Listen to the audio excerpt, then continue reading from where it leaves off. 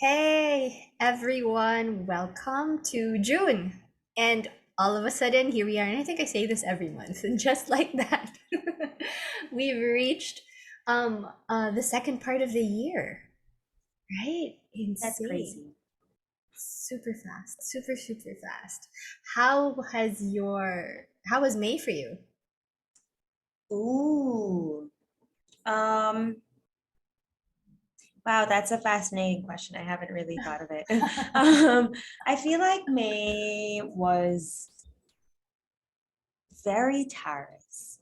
So Mm, I'm a Taurus moon and it's in my eighth house. And so I just feel like I was drowning in the depths, but swimming above ground, but on ground. I don't know if that even makes sense. It's like I'm walking on wet grass. Um, ah. but then also swimming to the depths while I'm in this body. I don't know how to explain it. It's really weird and it's funny. But May just felt like a slowdown, like a complete slowdown from Aries season.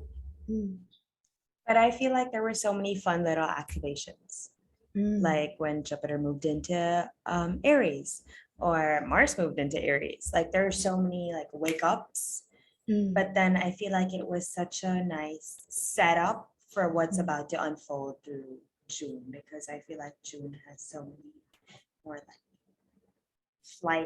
flighty possibilities because we're not sure how they're going to happen, but it has a lot. But how was May for you? So probably I'll just generalize because May was quite heavy for me just because I'm on my nodal return and all the eclipses that we're gonna have until next year are striking some points in my chart, especially in my north and my south node. So my south node in Scorpio with Pluto in my 12th house. It's been fun. It's been really fun to have Scorpio in your 12th house and all these fixed signs activating that all the time. But that's May, right? May is activation. And this June, albeit we have big planets, outer planets that are going retrograde. So we're starting to enter transpersonal planets retrograde season. It's not as you know, felt or popular as when personal planets retrograde because they go for so long. They retrograde for like 4 to 6 months, which really allows us this, slow the way down, review, re strategize, all the but it doesn't ask you to like stop your life, stop what you're doing, like be concerned about how you communicate where like with Mercury retrograde or when Venus goes retrograde, which is only happens every 2 years anyway. But these are personal planets, so their effects are since they're closer to us and they're closer to Earth, their effects are more felt versus when transpersonal planets are retrograde because they go for long. It's like what you said earlier, Karina. It's like a reverberating theme that's in the background. What were you saying? What did you say? I said that Saturn is like an undercurrent of the moment, but then it's actually we're underestimating its power because it's like an undercurrent, but it's not really an undercurrent. It's so strongly felt, and it's 2:55 as I say this. Um, but yeah, It's an undercurrent. I like that. So these retrogrades, transpersonal planets. So we're going to have Saturn going retrograde in June, and we're going to have Neptune at the end of June, that's going to go retrograde. So these are like undercurrents, right? But shouldn't be underestimated. And we'll definitely talk more about that and give you practical tips and tools how to deal with them as they retrograde for a while.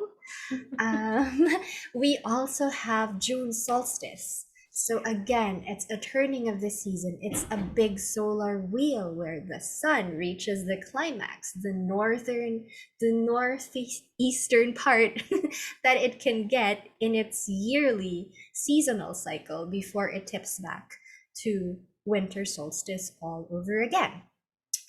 We also have big conjunctions again with the nodes of fate and with Uranus. So that's June. Probably to just sum up a bit, give you like a briefer for like what to expect this month. It's integration time, you guys. Integration of that whole eclipse portal that we felt in May. But also, as we integrate, we're being asked to take action and be responsible for agency. Because all these lessons that we learned in May won't really be tried and tested if we're not going to do anything about it. So, with that, we're going to start with, we're recording this on it's the 2nd of June already.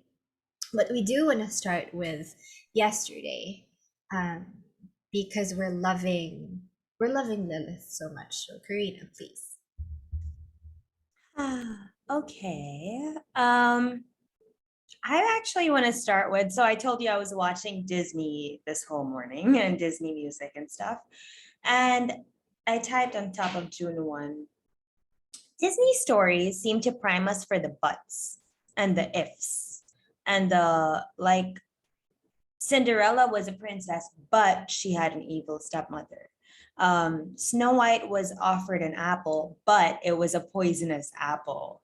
Um, Aurora had a Prince Charming, but she was asleep. Like all these things, there are all the buts, right?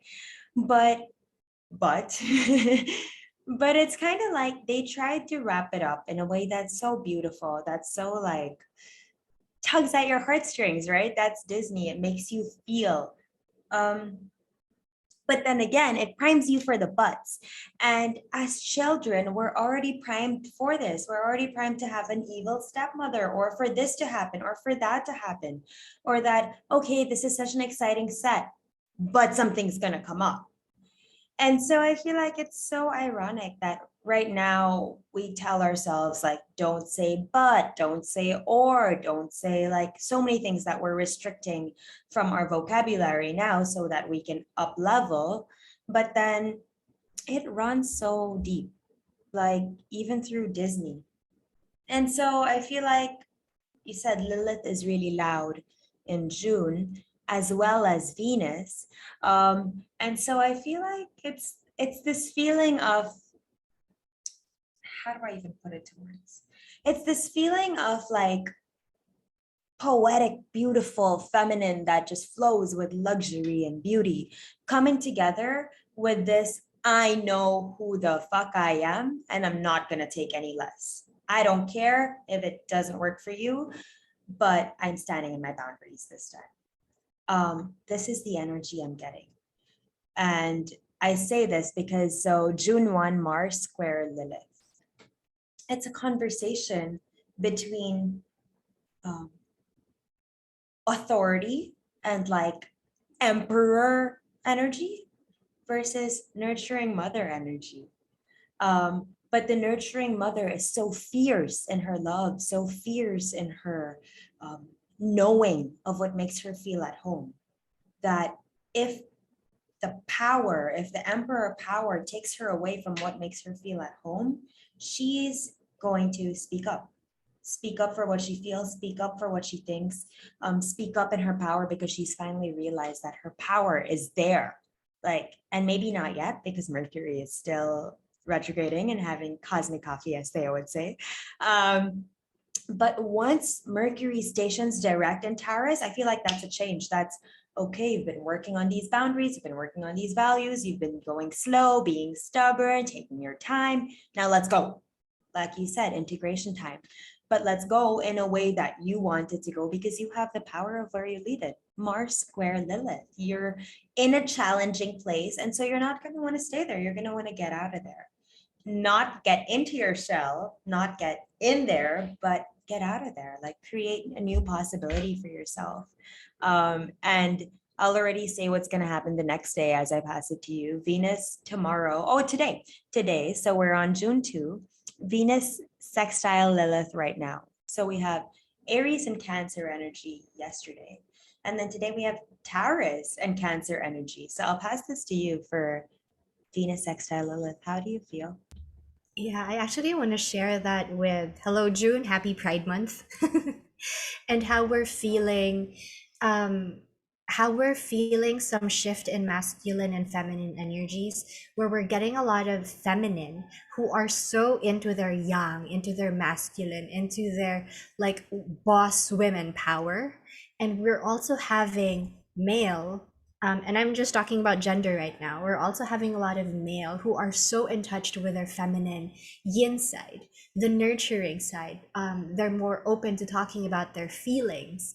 And with the Mars square Lilith, that's Mars and Aries, as you said, that like that's also the authority, that's our wounded masculinity, meeting or having a tense relationship or tense aspect with that dark repressed feminine nature. Lilith was the first wife of Adam, but you know she wants to be on top. But the patriarchy, that doesn't sit well with the patriarchy, so the patriarchy is like, you know what, I'm gonna divorce you and I'm gonna, you know, create someone else from my rib. Hello Eve. But you know, if we feel into that myth, which is what I've been doing for the past 2 months, if we feel into that myth, it's not about repressing anymore, but it's actually about expressing what was suppressed and repressed so that it can serve us. And it is serving us. But at the same time, you know, there is also some sense of disservice that's happening. Again, it's in a square, it's a square tension, right? But with this sextile and this Venusian Taurus energy, we are reminded to, you know what, just go back to your bodies and remember that the knowledge and wisdom is there. And Cancer knows how you're supposed to feel at the moment. And Earth knows how to nurture you when you want to feel nurtured at the moment. But the key there is to stop and listen. You know, it doesn't always have to look stop, look, and listen anymore. It's more like just stop and listen, because if we look, we can get so distracted. I mean, it's still Gemini season, and everything can be so distracting when our eyes are feasted. But when we gaze inside and listen to what Cancer, home nurturing mother, and Earth, our Earth bodies, actually want to feel nurtured, then there's a different kind of knowing there that can be remembered. I mean, we're still in retrograde season, and Mercury is there, which leads us to the next day, tomorrow, the third, where Mercury stations direct. It's still in Taurus. And Mercury in Taurus is like, okay, like you said, can you let me enjoy my cosmic coffee? I know we've learned a lot the past like 2, 3 weeks that I was on retrograde and it was eclipse and so much has happened and you're feeling a lot, but can you like just hold your horses, your caballo for a moment and be like, let's strategize. Let's strategize. Are we still feeling aligned, or are we feeling repressed by the structure that you think we have to put in place so that we can move right away? Which I think brings us again to the next day with Saturn stationing retrograde. But yeah, what do you have to say, Kay? I like how you said, can you hold your caballo? Had me cracking up. But I typed when you were talking about Lilith, right? Wanting to be on top and, you know, wanting to be the woman of the jungle, I guess, right?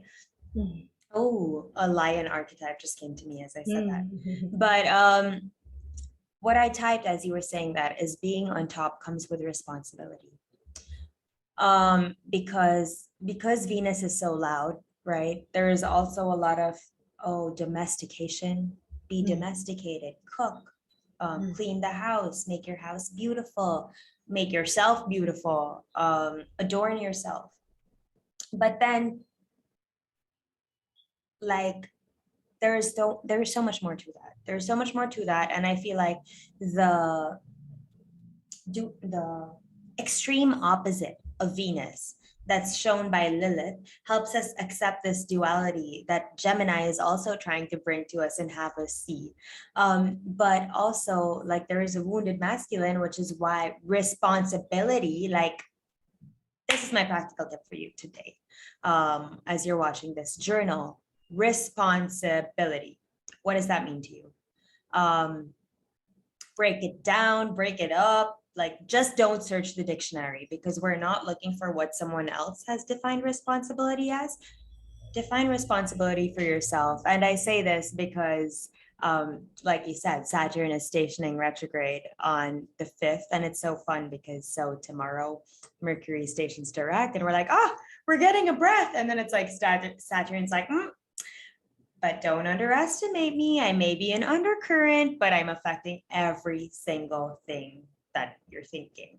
And that actually makes me think we've been feeling like time is moving so fast, right? And Saturn is responsible for time. So do you feel like time would maybe slow down a bit as Saturn goes retrograde in Aquarius? I feel like we're going to feel like time is a trip and we're feeling limited because of time moving, which is Saturn in Aquarius. And it's like, how can you be creative knowing that time's not going to wait for anyone? Which is also like Saturn Chronos, right? And this feeling of, wait, I'm running out of time. Saturn squaring the nodes. The North Node in Taurus wants us to like feel and slow down and be aligned. The South Node in Scorpio wants us to like let go of the past already, move forward, let go of the depths, go to the earth in your bodies. But Saturn squaring that is like, up, where are you really going? And this whole year, that undercurrent of Saturn squaring the nodes isn't really about making the choice, but it's about understanding that, yes, you're holding the tension of the opposites.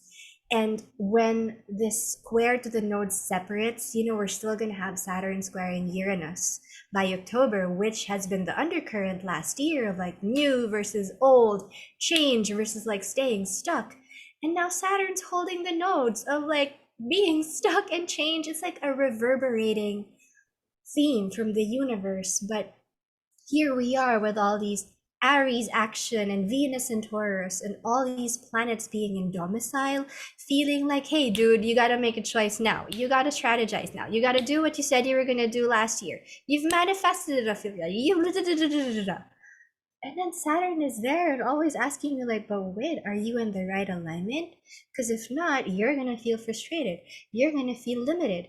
You're going to feel like everything is up against you.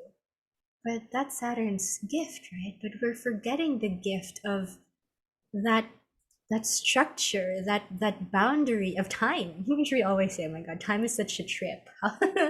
How can it be June? And I feel like where's progress? And so I feel like, going back to your question, time is what we make of it. But Saturn is here to remind us that, what are you making of time? How are you defining time? And how are you being creative to work with time? I love that. How are you being creative and innovative, right? To work with time, even if time for you looks different than it does for anyone else, and even if responsibility for you looks different. And productivity, also wounded productivity, I feel like will come to the surface so much with Saturn stationing retrograde because it will feel like we want to do so many things, but again, time may seem limited, but it's not, but it may seem like it. So then you don't know which way to go because you have all these things that you want to do. So now you feel like you have to pick which thing you're going to do, which is the trip. But then I feel like it's just a return to what brings joy, what sparks joy in your life. Because, I mean, it sounds so like repetitive and it sounds so surface level and it sounds like we're only looking for happiness. But Saturn is squaring the nodes. They're all in fixed signs. So where it's all coming out of is this Leo aspect of like self-expression, authentic self-expression. With everything going on, how are you just being yourself? And seeing that everyone has a little kid inside of them too, because every single day as life goes on and as Jupiter and Mars are moving through Aries, we're seeing the little wounds come out. We're seeing everybody's wounds come out with their conversations, with their reactions, with like every little thing. And how can we allow that to show us that there is so much wounding and we don't want to contribute to the wounding, but instead we want to find our own middle ground and help people come out of the wounding and come to the middle ground because we're all capable. Like, imagine a life where currency is just based on helping other people based on your talents and your gifts. Isn't that a dream life? Um, Mm. but I feel like Saturn stationing retrograde will unfold more as we talk about the month. So let's move on to the 666. Sun sextile Chiron. Sun is in Gemini, Chiron is in Aries. To me, it's how can you allow your wounds and triggers to propel you to greater heights instead of getting stuck further in your mind? It's an invitation to find our creativity and respond to what makes us happy and work on figuring out our passions. Like, what allows us to see and hear our wounded identity? What kind of relationships allow us to do Mm. that? What kind of friendships allow us to do that? Um, and do you even know, like, do we even know the wounds that are playing out in our everyday, or are we so oblivious to it because we feel like that's normal life?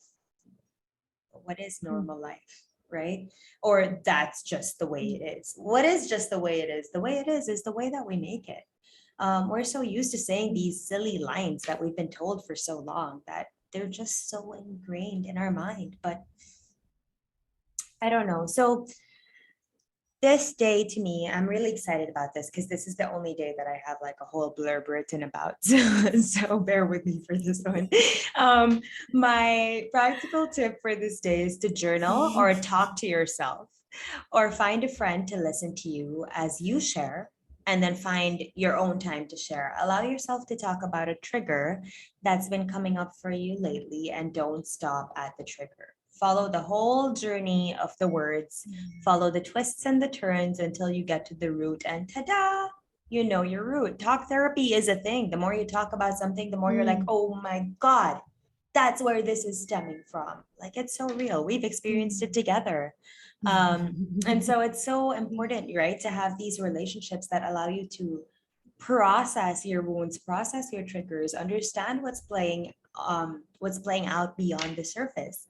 Because like we know, Saturn's an undercurrent and Chiron is also a giant undercurrent that's actually a big current, but a lot of us are not paying much mind to this. But these two together, like they're playing some games and we're Mm. able to, I think, create such a whole new identity from this. But if we're so stuck playing in the wounds, then how do we create a new identity? Because we're still Mm. speaking of the wounds.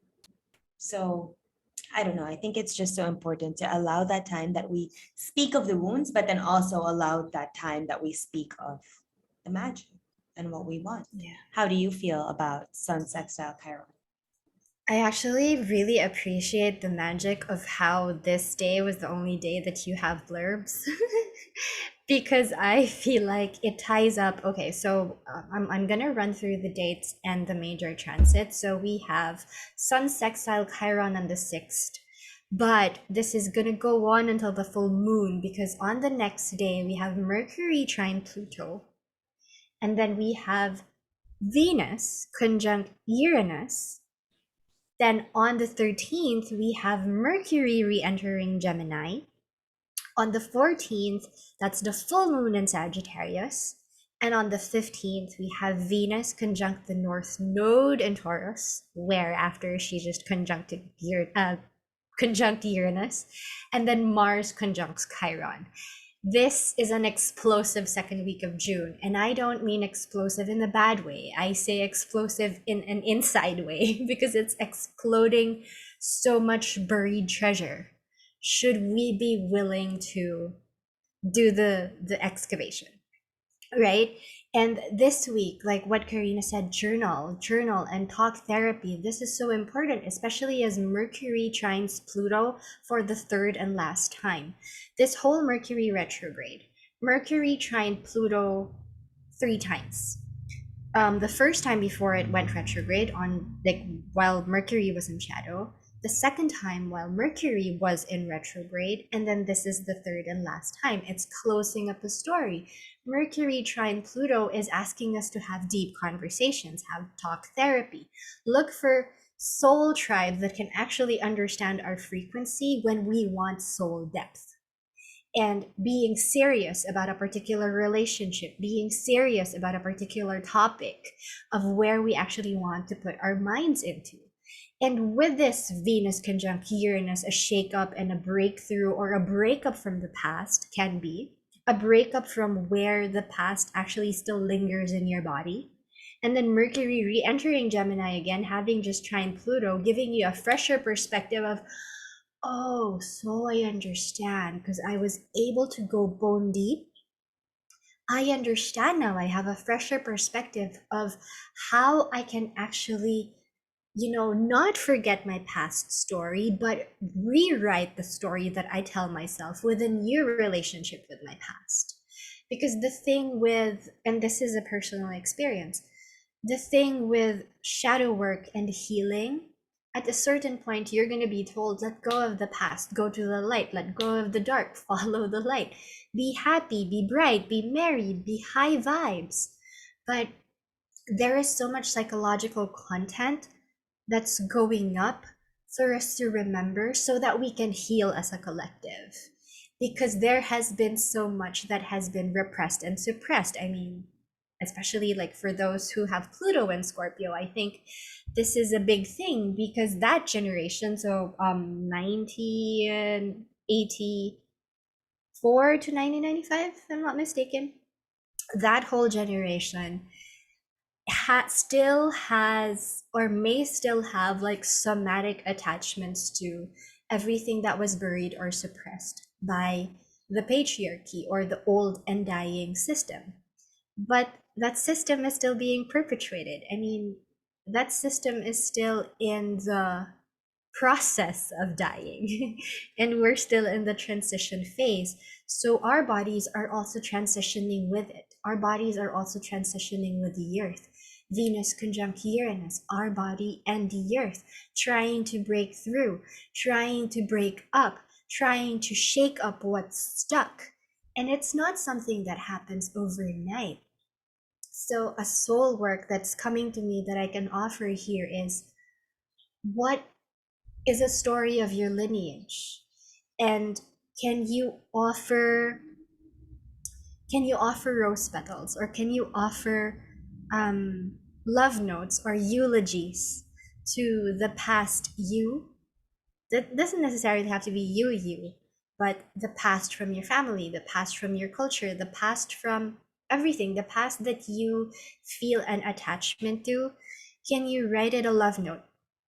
Can you um if it feels like you want to say sorry, or if you feel like you want to go through a rebirthing ceremony of where you try to put yourself in that past situation so that you can bring where you are right now, your current consciousness, to your past self, but look at it from an observer's perspective, right? This is Sagittarius Gemini. We mentioned this last month. Looking at things from an eagle's perspective, like just stepping out and not attaching anymore. Because when Mars conjuncts Chiron, reactivity can be so easy, as everyone out there is trying to heal, everyone out there is trying to deal. And Venus conjunct North Node on the same day, that's a bunch of like self-worth issues, money resource issues.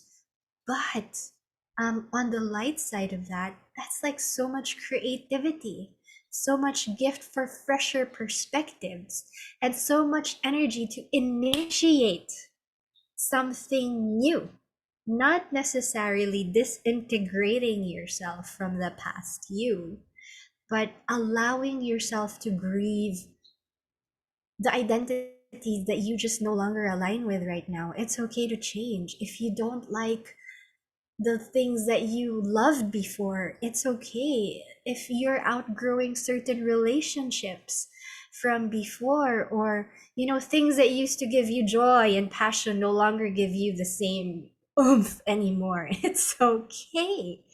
But the thing is, we don't hear that, you know, we don't hear that as much. People don't say that it's okay if you don't like the same things anymore, because people want to attach. And so write a eulogy to what you're detaching from, and just take your time, freaking take your time to integrate what must, take your time to heal. It's, I don't think we ever stop healing, but also take the time to say thank you. I love you. I'm sorry. Please forgive me.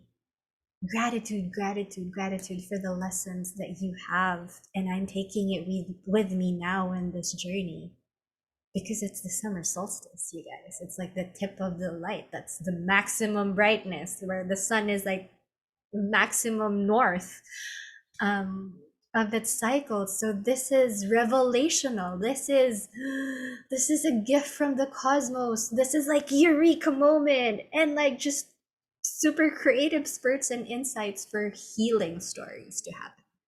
Ha! I flowed for a long time, but it's 3:22. That's actually me until the 15th. Perfect. That was amazing. Um, I love that you condensed it. You made it nice and sweet. I just want to point out that Sun sextile Chiron is June 6th. And then the next aspect happens on the 11th. We have 5 days of reverberation of Sun sextile Chiron energy um, before we have more stuff going on. So I love everything that you shared, because sit with it, like create a letter, create a long eulogy for yourself. And on the full moon, you can burn it because it's a full moon in Sagittarius. And burning it does not mean that you're letting go of it or that you're letting part of you die. It's more like you're integrating what you've learned from that, because fire is the spirit, right? And so burning it is kind of signifying that your spirit is like a phoenix rising again after having dealt with all of this. You're burning it, you're ready to fly. Let's freaking go. Like what I got from everything you said is, when are we going to start? Like, can we start? Can we start? It's okay to keep healing. It's okay to keep changing your mind. It's okay to go slow. It's okay. It's all okay. But can we work as we're healing? Can we begin doing as we're going slow? Because there's so much about I'm working on it, or I'm dealing with it, or I'm healing from this, or I'm sitting on this, or I'm waiting to birth this. But then it's, come on, now's the time. Let's go. Yes, okay, Mercury is still in retrograde. Mercury is about to get out of retrograde. Saturn's going retrograde, but that doesn't mean that we can't start anything. Maybe it's even better insight into what kind of systems and structures work for us rather than anybody else, because we're over dealing with anyone's power and systems and anything. That's it, we're done. It's time for our own self-expression in our own way to help humanity however we feel fit. It's not anymore about working at this corporation or working at this NGO, which, yes, those are still amazing things to do. So if you do it, please do it. But it's also about, this is what I love, and I'm going to inject this into what I do, no matter what it is. Even if it is working in a corporation, you need to have that side of you that allows yourself to fill your soul, so that when you go work in this corporation, you're bringing about the change. You're bringing about the beauty. You're like bringing your like magic and passion and creativity and injecting it into every little aspect of your life. You're bringing love. You're bringing earthly magic. You're bringing beauty. And, you know, even when you go to the darkest of places, if you're coming with this energy, then you're able to inject magic into it. And even if you don't know, somehow your energy is touching someone else's energy over there that needs to be touched or that needs to be lit up. And you may never know it. You may never know it because not everyone's vocal, but why do you need to know it? Isn't it enough to know that you're living your best, highest vibration? And I'm not saying bypass the dark. I'm saying feel your feelings, feel your emotions. Moon is in Cancer as we're talking right now, and I have Venus and Mercury in Cancer. So I'm all about like cry, please cry it out. Feel your feelings, understand your feelings, go through the roller coasters, the twists and turns, and then come out of it. And then remember that at the core of it, you're magic. The reason that we all like break apart and go back into our shell and um, argue and fight and yell is because there's a wound. There's a wound of not being seen, not being heard, not feeling accepted, feeling rejected, um, not feeling seen by ourselves ultimately, but we're always looking to be seen by the outside. And so I feel like this is a big gift as well for Saturn going retrograde. Like we finally get to zoom in on ourselves. And of course, Jupiter is like zoom in energy, and Jupiter is still moving direct.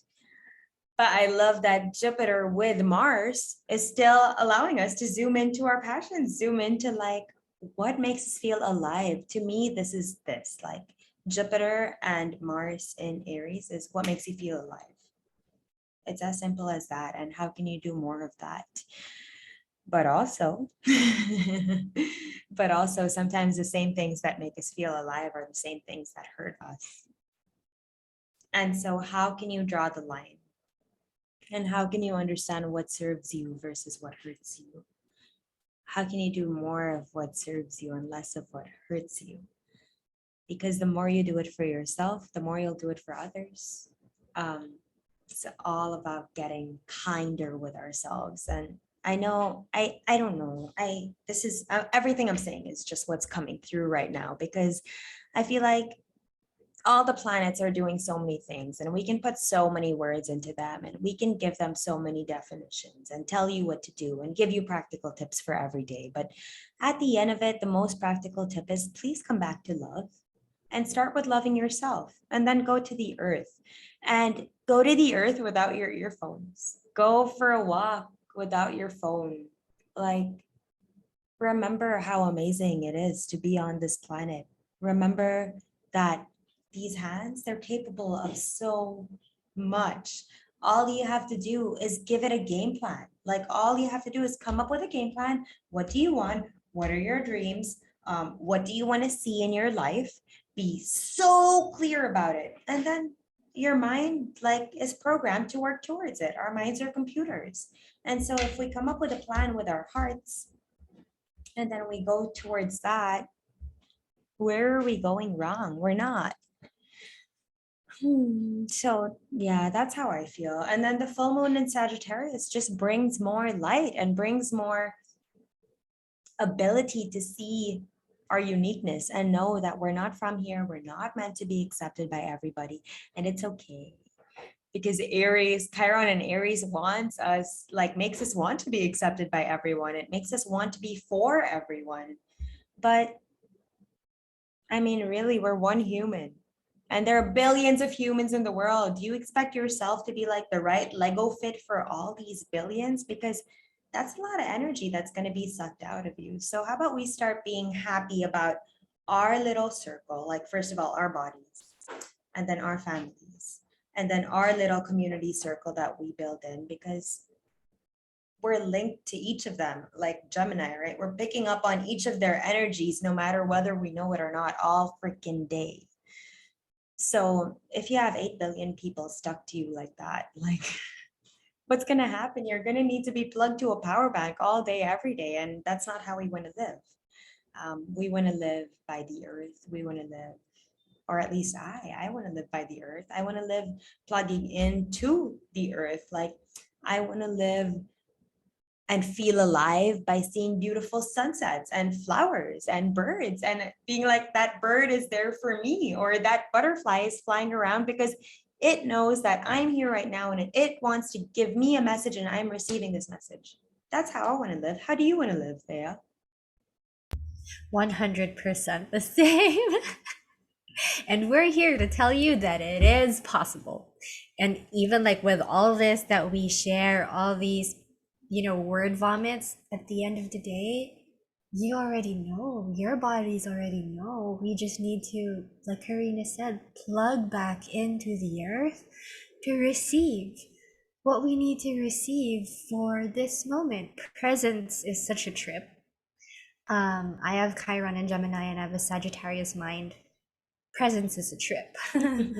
But I have my North Node in Taurus. So this lesson that I am able to impart to you, this gift from the earth that I can share with you, is a lesson that I experienced and continue to experience when I forget that I do not know anything. It's just my mind tripping that I know so many things because I've done a lot of things. But that's also ego, right? But when I drop in with that beginner's mind, Gemini, and receive that message from a butterfly or a bee or from the bird or a leaf or a card that just fell behind me, I receive what I need to receive when I need to receive it. So I pray the same for you, that you can drop in whenever you need to, grieve whenever you need to, but freaking use those training wheels, man. We have a gift this year. Saturn squaring the nodes asks you to have discipline to your mastery. Be a disciple to your self love and to your self care. Everything else will follow through. The universe always has your back. You just need to try. And Jupiter with Mars and Aries gives us the courage and the fire to frickin' try. We can make mistakes. It's fine. That's our tuition fee. But if we just keep going back to our mind and keep strategizing, our plans can be like this genius, brilliant, like, you know, earth shaking, earth changing ideas. But if we don't freaking try, if we do not have the agency and that self love and belief in our worth, that we are worthy to try and go after our desires, then what are we going to be supported with? We're not. And we're not putting our skin on the game, or we're not putting money where our mouth is. And I don't mean money in a in that sense. Thank you, Thea.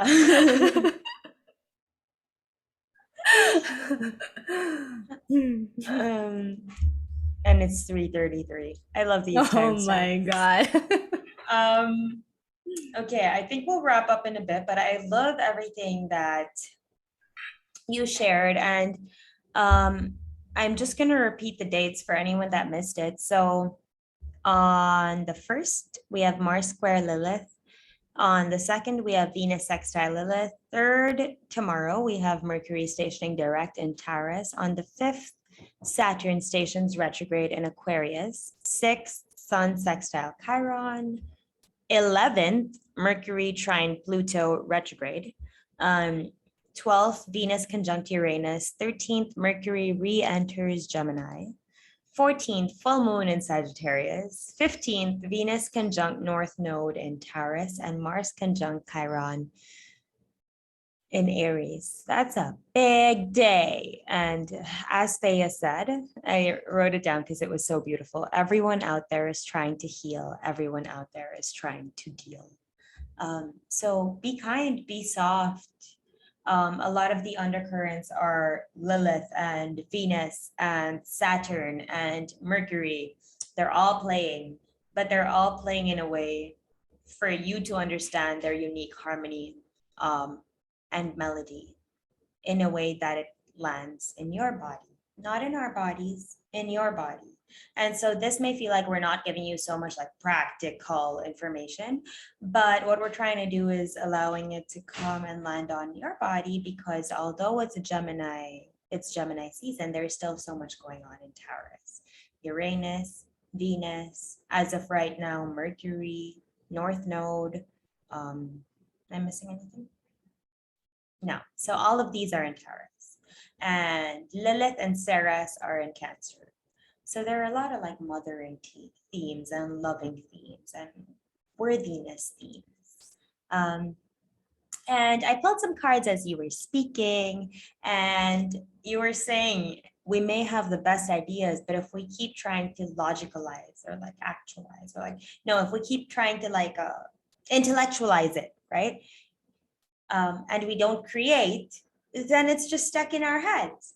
But why do we keep on trying to intellectualize? Because we want to make sure that it's loved. We want to make sure that other people like it. We want to make sure that people buy our program. But isn't it enough that we're putting ourselves out there to express it? Because here's the devil playing with our minds, being like, but what is your Again, goal? still from last. But what is your goal? But it's okay. What this card says to me right now is, why do you keep listening to your head? Why can't you listen to your heart? Because if you're listening to your heart, he has no puppet strings for your heart. He only has puppet strings for your head. And the devil corresponds to Capricorn. And so it's like, how can you stop being so, yes, it's important to be goal oriented, but how can you not allow your material returns to affect your worthiness and you making a move? Because the mind is loud. 5 of Swords. I don't know why these are so loud, but the mind is loud, and that's Gemini, right? It's loud. It's talk, talk, talk, talk, talk. Oh, do you think you can really do this? Why do you think you can do this? Remember before when you failed and weren't able to do this? But then how can you just allow yourself to hang in there? Listen to all of these messages, understand what the devil is telling you, understand what the crows are telling you, and then say, you know what, I hear you, but I also hear my heart. So you know what, I'm gonna go for it. I'm gonna hang upside down. And as you're hanging upside down, you find that light. You find that beauty, because when you're looking from a different perspective, when you're looking from a perspective that isn't usual, you see things that you never expected to see. There are runes here that she can pick from. But maybe if she was doing this, she wouldn't have seen it. But because she was like, all right, let me turn around. Well, I guess she wasn't given an option, right? That's Neptune. There is an illusion that we're playing into, and maybe we seem, or it seems like we're not being given an option, but we can choose to take this illusion and instead make it dreamy, instead make it spiritual, instead make it poetic.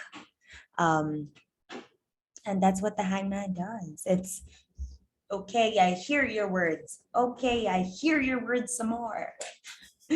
I take your words and I hang in there with my heart. Because hanging in there with your heart is what will eventually bring you the 10 of Cups. This is the card I was telling you about before we started recording. The 10 of Cups. And this is like the most like inherently abundant, but not materially, but like this is when you're like inner cup, your heart, it just feels so full, it's bursting with abundance, and you have everything you desire around you. This is a happy family. It's a couple. They have babies and rainbow cups, and everything seems beautiful. And so I think this is just a message that everybody is capable of this. Everybody has such potential to reach this 10 of Cups. But the cups, again, is water. That's emotions. That's flow. That's feminine. That's allowing yourself to get in your body, to connect with arts, to listen to music. So yeah, get out of your head. As long as, even if Gemini and Aries are like, go fight back to this person. How dare they say that to you? How dare they question your worth? How dare they da da da? That's all of this. And then take it and be like, you know what? I surrender. Fuck it. It's not worth my time. It's not worth my time, because my time is precious. My energy is precious. So I'm going to look at it another way. And that's going to show me that actually there's so much abundance around me, because I can take what was said, I can sit with it and surrender, and then I can create something that will help me express myself, that will then attract more people that are just like me to me, that will help me create a community that I'm able to share my feelings and expressions with, which just magnetizes more of that. That's the world, that's the universe, right? It's just a giant magnetic super attractor. Mm, Like we're getting back what we're putting out. And so if we keep putting out these triggers and these questions and these thoughts and these worries, we're mm. gonna get the butts. Like I said in the beginning, like Disney has set us up for the butts. And so we're gonna get those damn butts.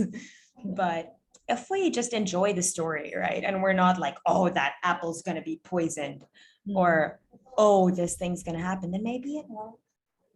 I don't know. Maybe this is just me being idealistic, but where's our spells, man? Mm, definitely. Super. Super, super. And with this full moon in Sagittarius conjunct the galactic center, the possibilities are endless. There's just no bounds here. It's the center of the freaking Milky Way, you guys.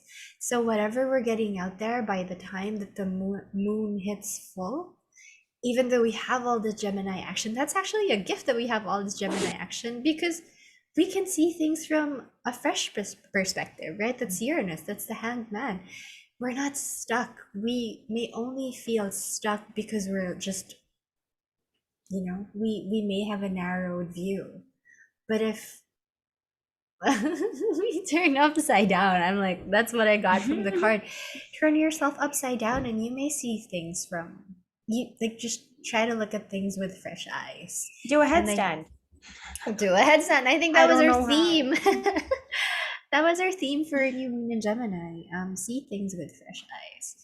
And I think this still, I feel like the theme still flows through until um, the full moon, and even with Venus conjunct Uranus, it's teaching us to just see things with fresher eyes. Yeah, I like that. Yeah. And with that, as usual, whatever comes up for you, you have us on Discord. We have been quiet for a while, but trust us, we're there. And should you have questions, any support that you need from us, oh, of course, please don't forget to check where these actions are happening in your chart, what houses are being activated, especially where the fixed signs are. So that's Taurus, Scorpio, Aquarius, and Leo. Check out what's happening because where the fixity's at are where the invitation is to check out what creativity you can infuse to get out of the rut or perceived rut. Yeah, I love that. And yeah, like they had just said, like the Gemini action is not always bad. The ideas are beautiful. Like dip into it. Just don't get too stuck in the logical, analytical side of it, but allow your creativity to run wild. And actually, when these analytical and logical prompts come up, just notice them and ride with them. Like ride with, oh, what if I fail? Okay, ride that whole story. If I fail, this is gonna happen. And then this, and feel those emotions so that you know it's actually not scary. That's okay. If you fail, you can do it again. Yes, sometimes it hurts. Yes, it stings. Yes, we're human. But once you allow yourself to go through this whole thing, you're like, ah, I've done it before. So I can do it again. Why not? So yeah, with that, I think we end. It's 3:44. We've kept up with all the numbers for some reason. But thank you for being here with us, recording, listening to us record this first half of June. Um, it feels exciting. It feels like there's a lot of action, there's a lot of undercurrents, but there's a lot of potential to finally get started on things that have been simmering for so long. So yeah, get started on your things. Find us on Discord. Let us know what you're creating, what you're doing. We're so happy to learn and grow with you because we learn from you as much as you learn from us. So Super. yeah, help us out, help us learn more, help us expand our horizons and our perspectives and work our Gemini minds. And yeah, we're so excited to hear from you. Thank you, Yay! Thea. Do you have last words? No, that's it. We'll see you on part two. Yep. More, yeah. I'm looking at the chart for part two, and I'm like, nope, nope, nope. More for part two. With Yeah, that, thank you, everyone. See you inside, outside, all sides. somewhere. Somewhere. Bye. Bye.